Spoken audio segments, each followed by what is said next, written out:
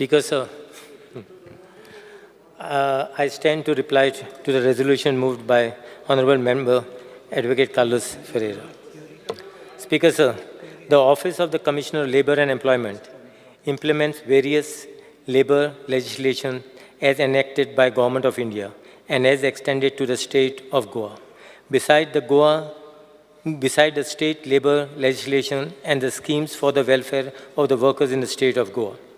For effective enforcement and implementation of provisions of all these labour legislations aiming at welfare of workers, different authorities are appointed and notified by the government.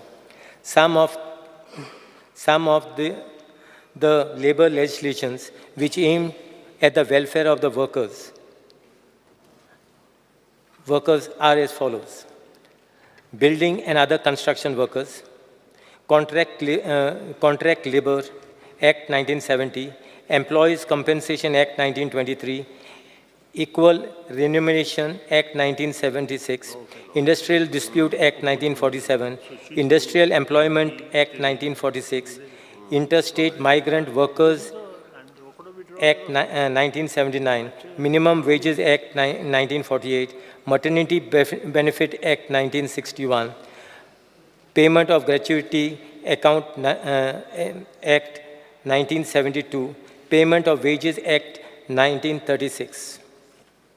Besides other acts, the routine and surprise inspections are being carried out by the enforcement machinery appointed by the purpose of implementation of provisions of this Act and the rules and thereunder. Wherever the instance of violation and statutory benefits provided under the Acts are noticed, strict action is initiated against the employers by way of filing prosecutions in the court of law or otherwise. The Government of Goa has revised minimum rates of wages in 20 scheduled employment in the state of Goa with effect of 11th August 2023 and has further increased the same by the way of issuing the order increasing the variable dearness allowance with effect from 1st April 2024. The Government of India, in order to bring simplicity, transparency and uniformity, has enacted below-mentioned 4 labour codes by repealing 29 existing labour legislations. They will come into force once the Government of India notifies the same. The details of said 4 labour codes is under. The codes on wages 2019. No, it is not bad. I will give you the advantages also of the new codes. There are see. Just let me finish my this. By amalgamating 4 existing Central Labour Acts, namely Payment of Wages Act, the Minimum Wages Act, Payment of Bonus Act 1965, the Equal Remuneration Act 1976, an act to regulate wage and bonus payment in all employment where any industry, trade, business or manufacture is carried out. The second one, the Industrial Relation Code 2020.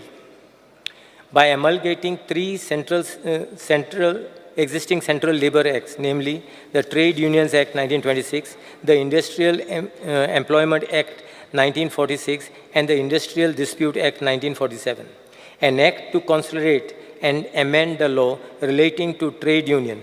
Conditions of employment in industrial establishments are undertaken, investigation and settlement of industrial dispute, and for matters connected therewith on incidental thereon. Third, the Code on Social Security 2020. By amalgamating 9 Central Labour Acts, namely the Employees Compensation Act 1923, the Employees State Insurance Act 1948, the Employees Provident Fund and Miscellaneous Provisions Act 1952, the Employment Exchange Compulsory Notification of Vacancies Act 1959, the Maternity Benefit Act 1961, the Payment of Gratuity Act 1972, the Senior Workers Welfare Fund Act 1981, the Building and Other Construction Workers Welfare Cess Act 1996, the Unorganized Workers Social Security Act 2008, an act to amend and consolidate the laws relating to social security with the goal to extend social security to all employees and workers either in the organized or unorganized or any other sector of a matter connected therewith or incidental thereto.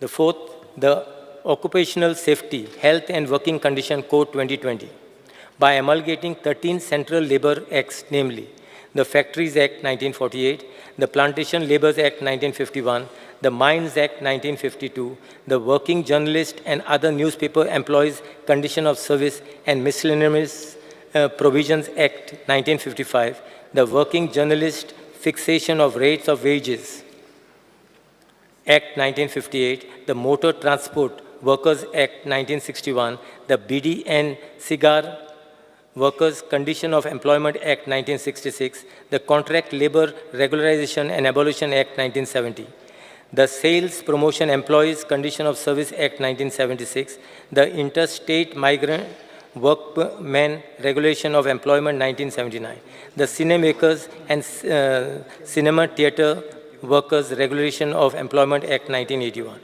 the Dock Workers Safety, Health and Welfare Act 1986, and the Building and Other Construction Workers Regulation of Employment and Conditions of Act 1996.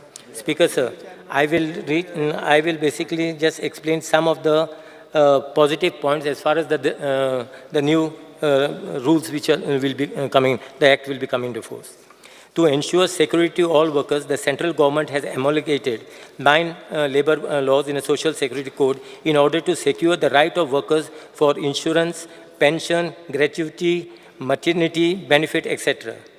Through this code, a comprehensive legal framework for social security has to be created so that workers can receive social security completely.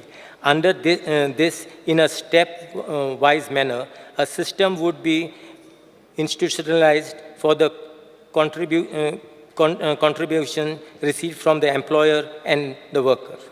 The government can fund the contribution of workers from disadvantaged section. And Speaker, sir, I will examine and if required to suit the local situation, make suitable legislation if it is necessary.